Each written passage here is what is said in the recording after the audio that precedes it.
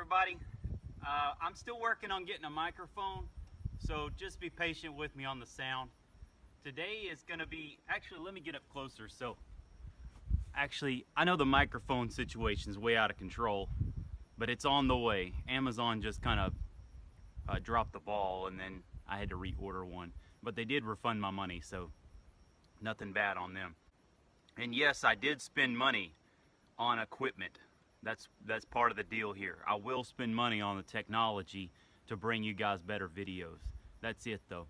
Today's laundry day, and what I'm gonna do is, right behind me I've got this rain catcher barrel. It just rained a couple of days ago, and that's the first part I want to talk to you about. Is make sure that you're prepared and set up to do everything. Because to me, the best idea, of course, some of you have a river if you're up north or something where your stream is clear, but down here it's all muddy water.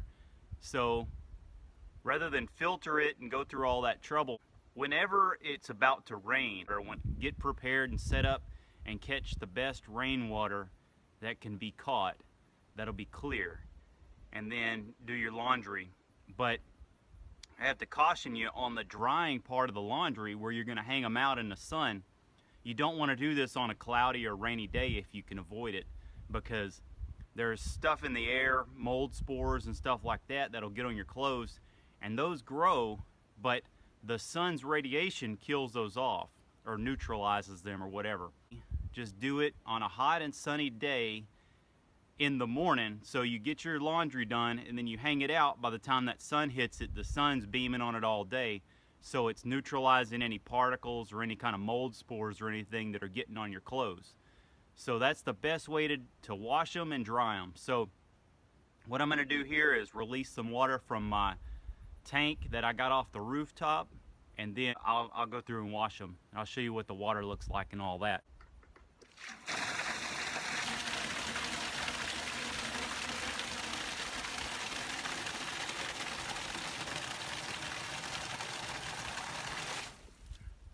That's not the greatest system in the world, but it works just fine. I just put a pipe on it. One day, I've always said if it would ever go dry, I would put a faucet and a hose on it, but I just did it. I got that tank in and then put the little cap on it, and then it rained, and it's never gone dry since, except one time whenever I didn't have time to fix it, so I had to set it back up. Then it rained again, so it stays full of water just about.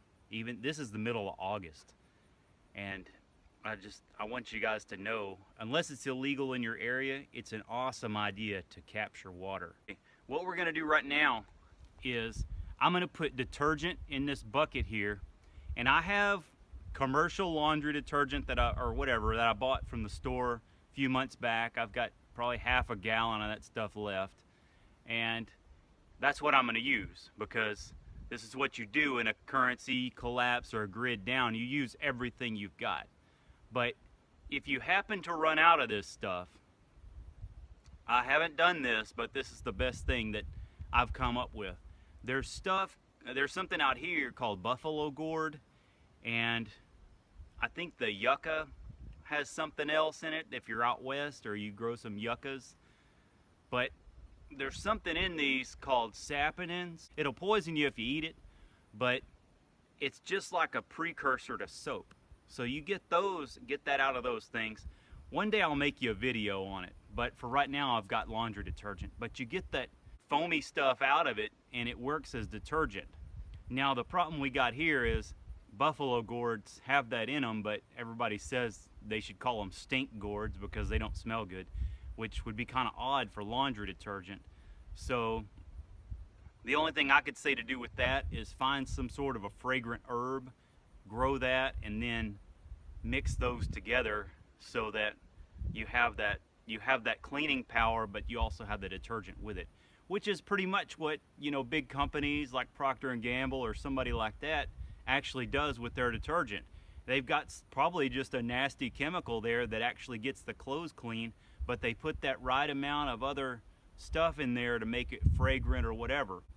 I don't have the directions to be able to do that right now, but if I figure it out, I'll make a video. You can see it's not like it came right out of your faucet. It is a little bit blurry, but it's pretty good water. The other thing you want to do is before you get started, get you a nice clean bucket. This is a food grade bucket, of course, and get you some rinse water, because it's just like a washing machine where you got to have a rinse cycle. You wash it and then you rinse it. Not advertising for these people or anything. I don't have a contract with them, but this is what I'm using. And then the other thing I want to caution you about is don't wash more clothes than you have clothesline for, because if you do, you're going to be having a bunch of stinking smelly clothes that didn't dry well. So let's switch this around, and then of course right now I need to get my jeans clean. Make sure if you know anything you wash, obviously you get all the stuff out of the pockets. Let me keep putting some more stuff in there. Put some more jeans. I'm just gonna wash the jeans for right now. So you see, we could put more clothes in here if we wanted to, but it's just, you basically are the washing machine with these. All you're doing is you're just working them around, working them through this detergent filled water. When you read the washing machine, how it'll say, you know, 2 rinses or 1 rinse or deep cycle or whatever it says on there, all that junk. Imagine what it's doing, and then this is what you're gonna do with your clothes, how you want them done. These jeans get pretty dirty and sweaty. It's the middle of August right now. I'm gonna wash them pretty good.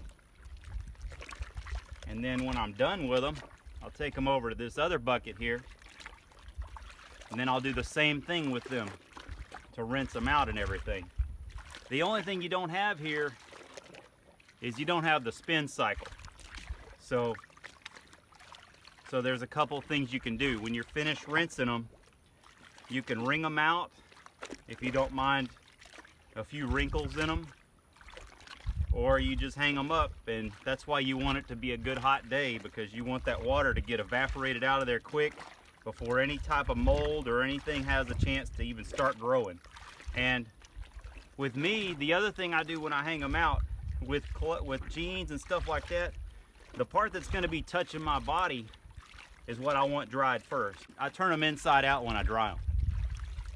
So that way the part that's going to be inside is definitely getting dried first. So that's just something you can do. All right, I'm going to do this same thing in the rinse section, and we'll go to the hanging out part where I'll hang them out. All right, I'll see you guys in a minute. All right, I'm just about done here. I got some stuff washed and hung up, but let me show you. Look at the way this water looks after doing that. It's just kind of grimy and soapy. And then over here is my rinse bucket. I saved the socks for last because my socks are about the nastiest things that I had, and so I waited.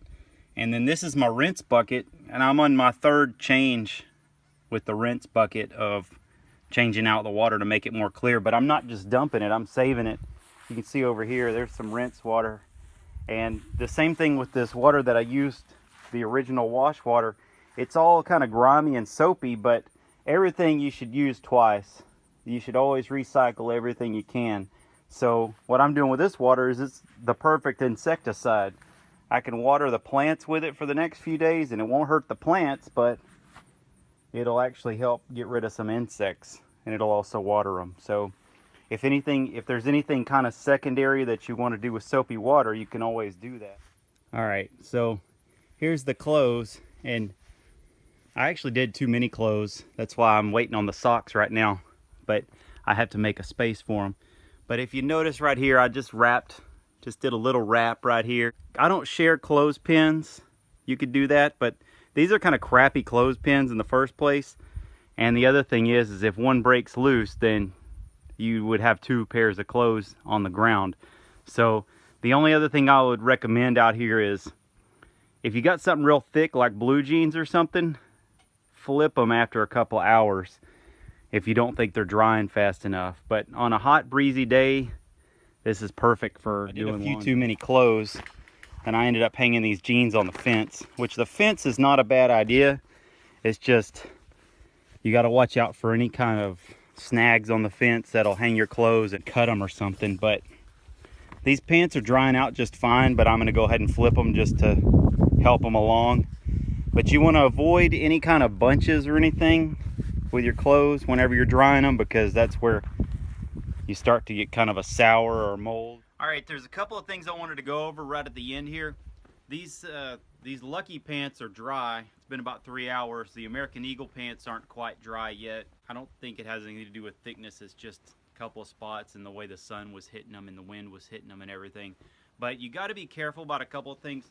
Always watch, like, you know, on jeans and heavier stuff, watch these heavier areas like the crotch area, these pockets. One of the reasons I turn the jeans inside out is because you have those inside pockets that dry a lot quicker when they're inside out. You just got to pay attention to those back pockets too. And then of course around like these areas where it's real thick, pay real close attention to that. It's gonna sour on you or something, you know, it's gonna have kind of a bad smell to it if you're not careful, if the temperature hits it just right and it's not dry and you let it sit too long. So the idea is to get it dry as quick as possible and as much sun as possible. Wind does you a lot of good too. I mentioned earlier that there's no spin cycle, so you got to figure it out for yourself. They'll dry so much quicker the more you can wring them out and get the water out of them after your final rinse. But you have to be careful and make sure you don't put buttons or zippers or even the fabric itself under too much stress, because you can cause damage to your clothes that way. And then the last thing I want to tell you is if you noticed, I hung the clothes upside down on the line. So the reason I do that is because you don't want your, like around your neck or anything, getting stretched out. So don't hang it up by that, or anything elastic. Don't hang it up by elastic stuff. That stuff might stretch out in a weird way. But just be mindful of all those sorts of things. And then I fold it over, of course, over the line to make it stay better, because those clothespins just don't have a lot of spring to them. They're not holding real well. You just got to be careful. That little fold there, it could actually hold some moisture too. Maybe whenever it gets really dry, there was a couple of them I flipped over after the whole thing was dry, but that little fold wasn't. So just keep an eye on your stuff, just like if it was in the dryer. One last thing. I know I just said one last thing, but you know, if you were in the right position in a currency collapse, laundry is actually a good business. I don't know if just hand laundry would be good, because I'm really teaching you that so that you could help yourself out in a situation, but everybody's going to need their clothes cleaned. So if you owned a laundromat, which is not a bad business anyway, in a grid down, currency collapse or whatever, if you're able to get a hold of a generator, you could actually be running that, and you'd have yourself a trading post right there. Even if people didn't have currency, you'd be like, hey dude, you want your laundry done? Maybe they're not going to be as frequent a visitor. Maybe they'll start dragging it out a little more, make it every couple of weeks or whatever, but people might want their stuff done, and you got something to trade with them. You know, I'll do your laundry, you give me some food, or you give me some whatever you got. Something to consider. Anyway, that's all I've got. If you have any comments or anything that you wanted to add, put it down there in the comment section. And if you learned anything, share it with somebody. Y'all have a good day.